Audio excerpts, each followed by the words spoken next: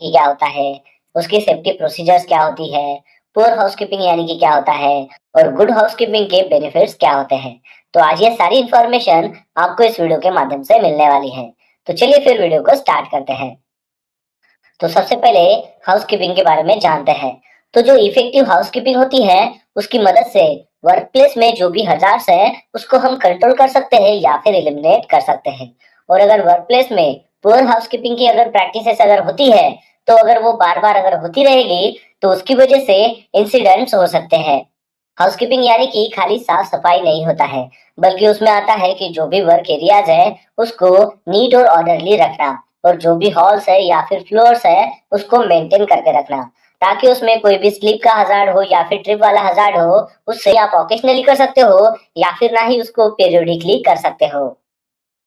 चलिए अब जानते हैं पुअर हाउसकीपिंग के बारे में। तो अगर वर्क प्लेस में अगर पुअर हाउसकीपिंग है, यानी कि हाउसकीपिंग सही से नहीं है, तो उसकी वजह से इंसिडेंट जो है वो हो सकते हैं। वो एक यहाँ पर कारण बन जाता है। जैसे कि कोई भी प्लेटफॉर्म हो, स्टेयर्स हो या फिर फ्लोर्स हो, उसके ऊपर अगर लूज ऑब्जेक्ट अगर रखा हुआ है, यानी कि उसमें साफ सफाई नहीं की है, तो उसकी वजह से ट्रिपिंग हजार्ड जो है वो क्रिएट हो सकते हैं, जिसकी वजह से वो कॉज बन जाता है इंसिडेंट का।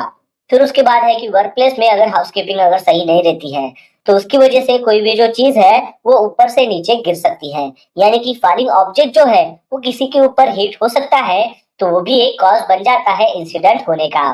फिर उसके बाद है कि अगर डर्टी सरफेसेस होता है या फिर ग्रीसी होता है या फिर वेट सरफेसेस होता है, तो वहां पर जो है स्लिप होने के चांसेस बढ़ जाते हैं, तो वो भी एक कॉज हो जाता है इंसिडेंट होने का।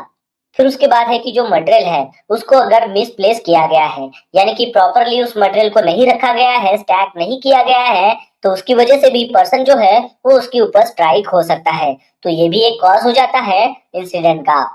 फिर उसके बाद का पॉइंट है कि वर्क प्लेस में अगर पुअर हाउसकीपिंग अगर रहती है, जैसे कि उसमें वायर हो या फिर स्टील हो, वो स्ट्रैप करके है, या फिर प्रोजेक्टिंग जो नेल्स है, यानी कि जो नेल्स है वो एकदम ऐसे ओपन है, तो उसकी वजह से कटिंग हो या फिर पंचिंग हो, या फिर आपकी जो हैंड की स्किन है उसको कट करना हो, टीयर करना हो, फाड़ना हो, या फिर आपके बॉडी का कोई भी अदर पार्ट हो वो उसके अगर कांटेक्ट में आ जाएगा, तो उसको इंजरी हो सकती है, तो ये भी एक कॉज हो जाता है इंसिडेंट का। तो इस प्रकार अगर पुअर हाउसकीपिंग अगर वर्क प्लेस में रहेगी, तो ये सारे कॉज बन जाते हैं इंसिडेंट के।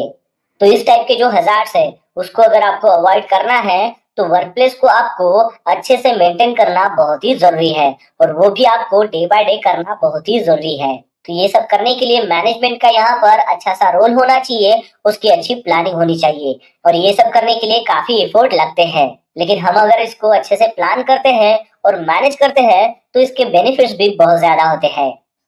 चलिए अब जानते हैं कि अगर अच्छी हाउसकीपिंग अगर वर्क प्लेस में अगर होती है, तो उसके क्या बेनिफिट्स हो सकते हैं। तो सबसे पहला बेनिफिट है कि उसकी वजह से फायर हजार जो भी होने वाले हैं उसको हम कम कर सकते हैं। फिर उसके बाद का पॉइंट है कि अगर अच्छी हाउसकीपिंग अगर वर्क प्लेस में होती है, तो उसकी वजह से हाइजीनिक जो कंडीशंस है वो बेटर हो जाती है, जिसकी वजह से वर्क प्लेस में जो भी वर्कर्स काम कर रहे हैं उसकी हेल्थ को हम और भी इम्प्रूव कर सकते हैं।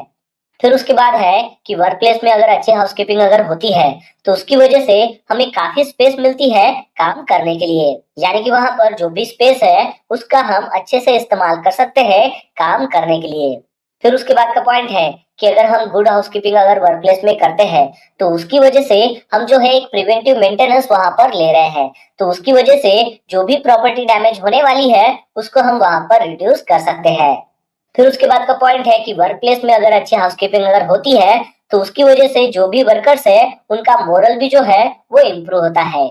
फिर उसके बाद का पॉइंट है कि इसकी वजह से हम प्रोडक्टिविटी जो है उसमें भी इम्प्रूव कर सकते हैं, जैसे कि टूल्स हो या फिर मटेरियल्स हो वो हम इजीली जो है कर सकते हैं। और फिर उसके बाद का पॉइंट है कि अगर वर्क प्लेस में अगर अच्छी हाउसकीपिंग अगर होती है, तो उसकी वजह से जो भी एक्सीडेंट की रिस्क है उसको भी हम मिनिमाइज कर सकते हैं। तो ये सारे बेनिफिट्स होते हैं जब हम वर्क प्लेस में अच्छी हाउसकीपिंग मेंटेन रखते हैं। चलिए अब जानते हैं इसके सेफ्टी प्रोसीजर्स के बारे में। तो वर्क साइट में जो भी डेब्रिज है उसको आपको एक जगह पर ऐसे गैदर करके बाद में उसको रिमूव करना है, ताकि आप आपकी जो वर्क साइट है उसको अच्छे से मेंटेन कर सके। फिर उसके बाद का पॉइंट है कि वर्क साइट में जो भी स्क्रैप हो, वेस्ट हो, या फिर जो भी सरप्लस मटेरियल हो, तो इसको आपको अच्छे से प्लान करके जो है वो डिस्पोज करना है।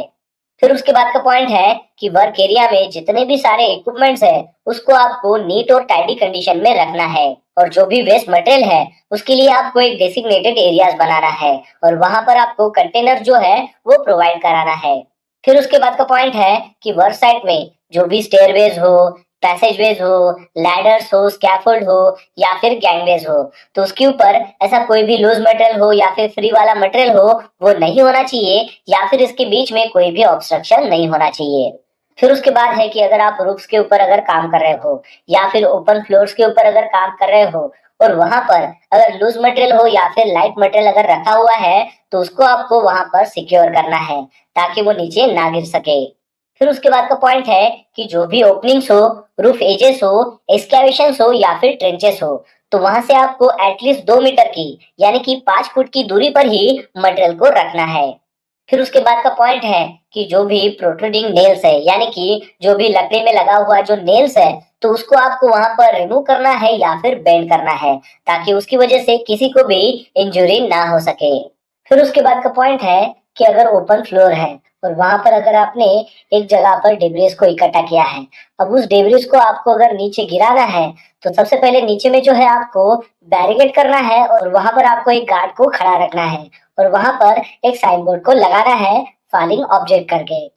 फिर उसके बाद का पॉइंट है कि जो भी इलेक्ट्रिकल रूम है वहां पर कोई भी ऐसा अनवांटेड मटेरियल वहां पर इकट्ठा नहीं करना है, कलेक्ट नहीं करना है कि जिसकी वजह से फायर वहां पर हो सके। और फिर उसके बाद का पॉइंट है कि वर्क साइट पर जो भी स्ट्रक्चरल ओपनिंग्स हो जैसे कि सम्स की हो, शाफ्ट्स की हो या फिर फ्लोर ओपनिंग्स हो, तो उसमें आपको ये इंश्योर करना है कि उसको प्रॉपरली कवर किया है या फिर प्रोटेक्टेड किया है। तो ये सारी सेफ्टी प्रोसीजर्स होती है जो आपको अच्छी हाउसकीपिंग मेंटेन करने में मदद करती है।